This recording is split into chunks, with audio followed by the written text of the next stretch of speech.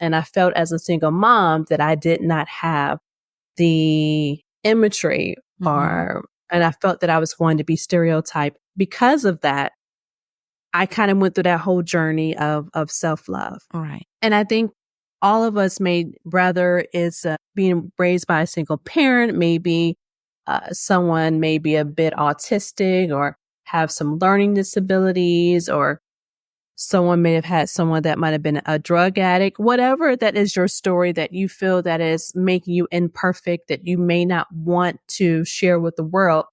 The goal of Amami is to basically build a brand, but also build a movement. Right?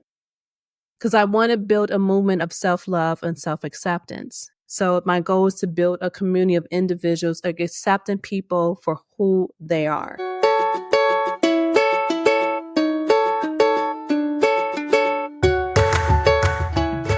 Hello and welcome to the Money Mindset Show, the place where we help female entrepreneurs to transform their mind so that they can achieve financial success in the least amount of time.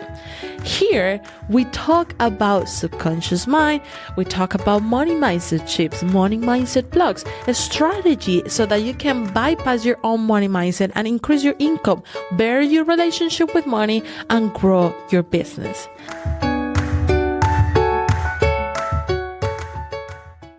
Well, I'll tell you a little bit of how the series are going. We are showcasing and highlighting Black founders for National Black Business Owners Month in August. So we want to talk about you, like your story, who you are, Amami as a brand, and why did you started it. And then we are going to pivot into some challenges that you have found as a Black founder. Some things that you have overcome. And then we are going to talk about a little bit of money financially, like what do you see on the industry? What are the things that you struggle, or what are the things that you have conquered as well in the industry? Sounds good? Awesome. Okay, perfect. Let's go to it. So, remind me how I pronounce your name so I don't misspell it. It's Tye. Tye. Okay, perfect. Okay. So welcome, Tye, to one episode of the Money Mindset Show. It's our pleasure to have you here for this series highlighting Black founders.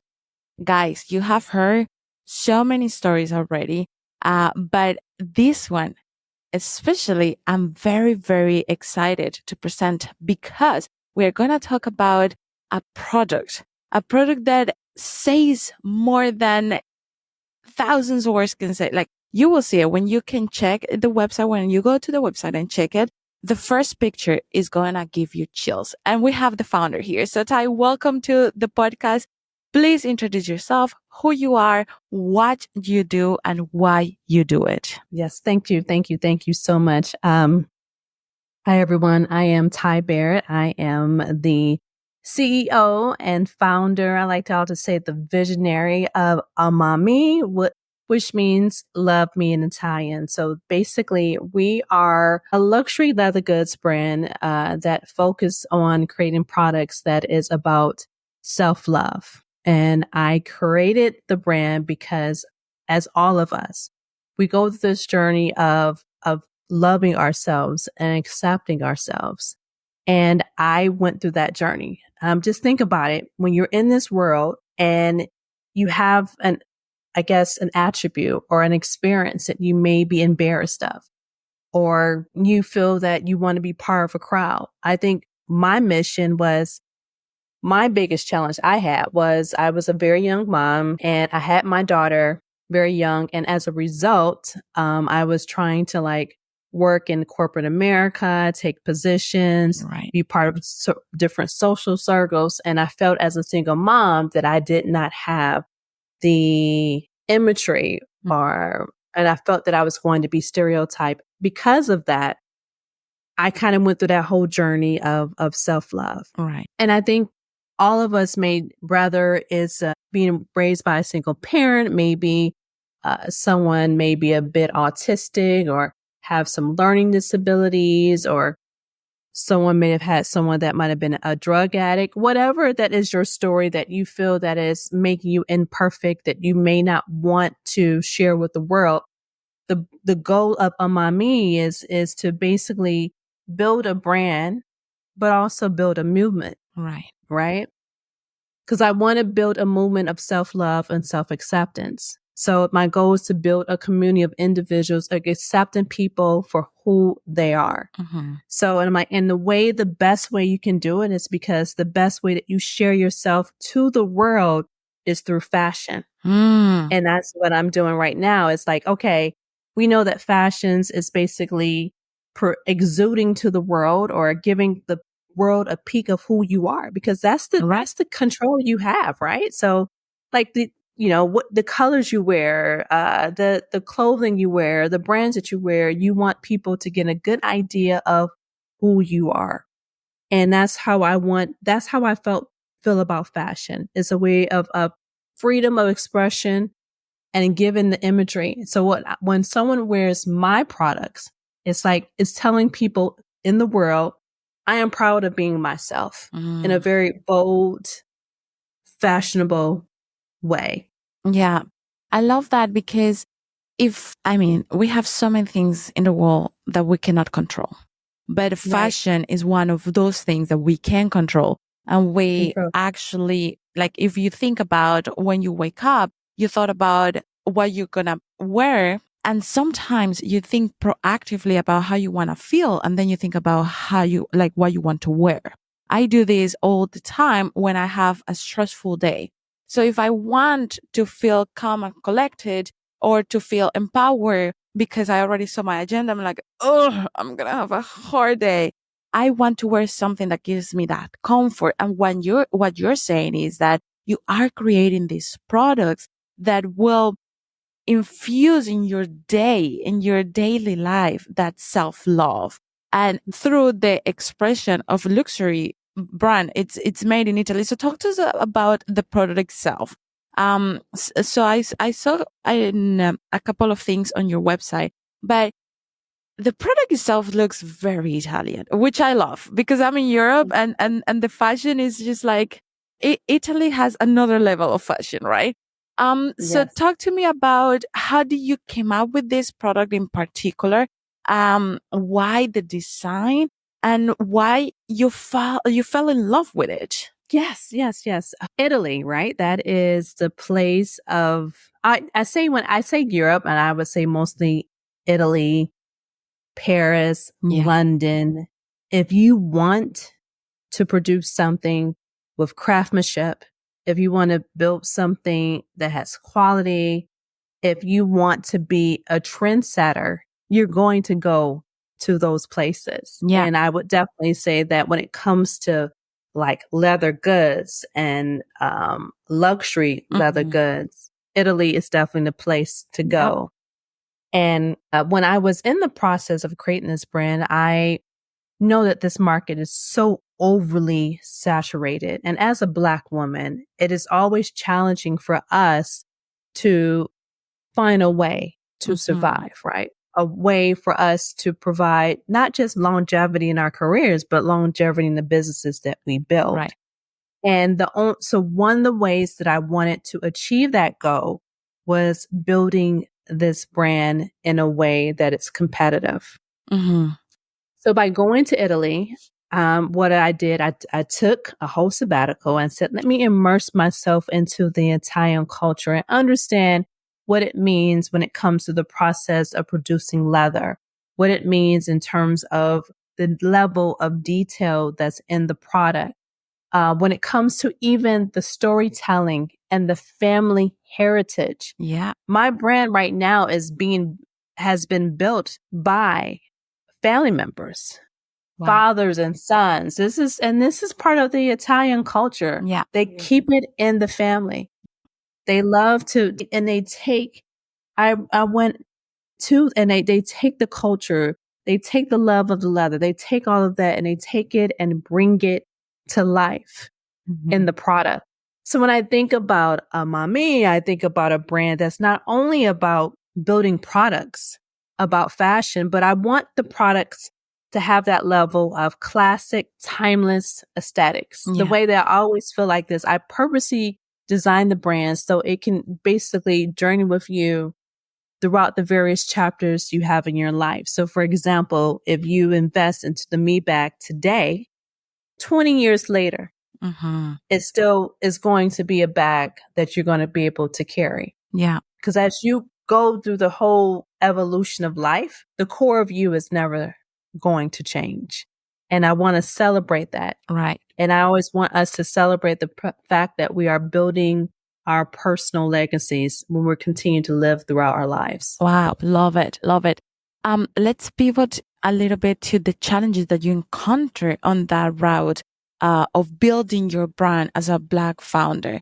What are those 2 or 3 challenges that you say, wow, I overcame that as a Black founder? Because there are some personal to our stories, but there are some that it's throughout our community. Like throughout this series, we have seen that some of them repeat over and over and over again. So it's really, I want to hear yours. What are those 2 or 3 that you can tell? Number one is always funding, right? So as Black women, we're never going to we don't come from a generational wealth, right? So and a lot of us are just having just enough money to survive. So when it comes to funding the business and funding a business internationally, so that and funding a business that I am defining as luxury, it's so expensive, very expensive.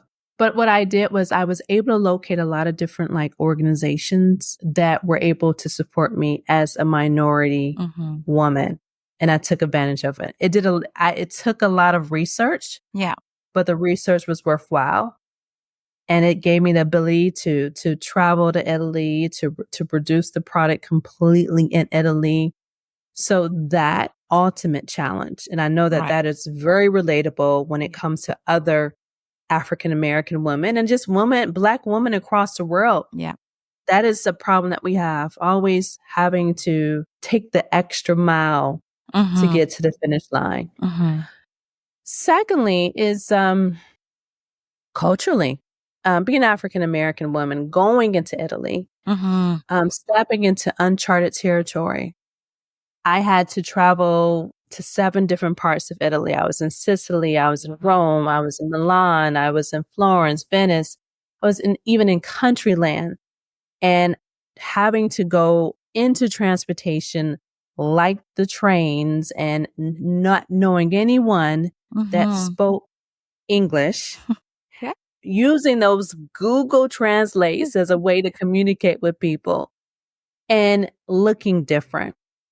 So I feel just culturally, we have to be mindful that when we step into these different countries, I stayed mostly in Florence. Only when I needed to travel to the suppliers or the factories, that is when I traveled into these smaller like countries. Country areas or rural areas. So what I like to tell people is very important for you to just be very aware of your environment and learn the culture, know what's safe, know how to communicate. Because definitely learning the language is very important to me. And that's something that I am still working on in terms of strengthening. But anyone else that wants to have business in other countries, business culture is very important to know. And I would say the last challenge is surviving. It's the mental health, is taking care of yourself. And you realize that by coming into a space that is highly saturated, a space in which only the top fashion houses are really the top players in the business, the Gucci's, the Louis Vuittons, the Fendi's. How am I going to go and tell someone who does like myself, who does not have a fashion background, who is coming into the marketplace telling everyone that it has comparable quality as these top players? Because, for example, my product developer worked for Louis Vuitton for 18 years. So she basically walked me to the different suppliers that they use. Or the person that worked on my website, my art director, actually worked for Burberry. I want people to know that Right. being Black, being woman, keep on going. We are a strong group of people. Yep. And there's many times in which I have to give myself affirmations. There's many times in which I have to post Post-its to my home. There's many times in which I have to just meditate and pray. But the reality of it is I keep on going because I know that being Black and being a woman, the strength that we have is undeniable. Absolutely. It is. It's a perfect way to close down this chapter and this episode. Why am I talking about chapters here? This episode because the reality of it is that the strength that we have as a founder, as a businesswoman, as a mom, as a sister, daughter. I mean, so many facets that we have, and we are all here showing up, doing the thing, doing what we believe, doing what we really love.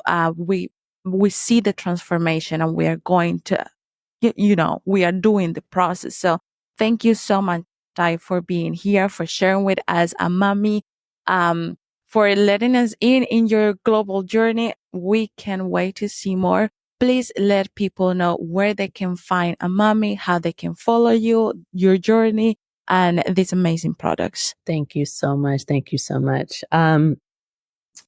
So it's going to be amamiluxury.com, which is AMAMI luxury. And you can, that's also the same handle for my Instagram. And just look forward for the brand moving forward. We're going to I'm doing some updates that's going to really help resonate from a global perspective, because as we are building a brand, we are also changing the world.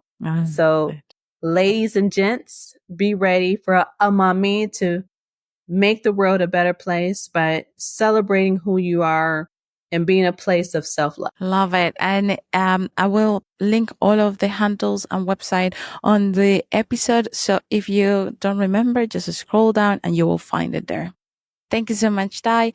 Okay, but before I let you go, did you know that you have a space where your money mindset work is made extra simple so that you can increase your income, better your relationship with money, and grow your business in such a simple and easy way?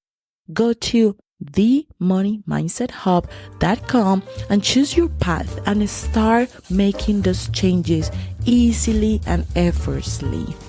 That is themoneymindset.hub.com.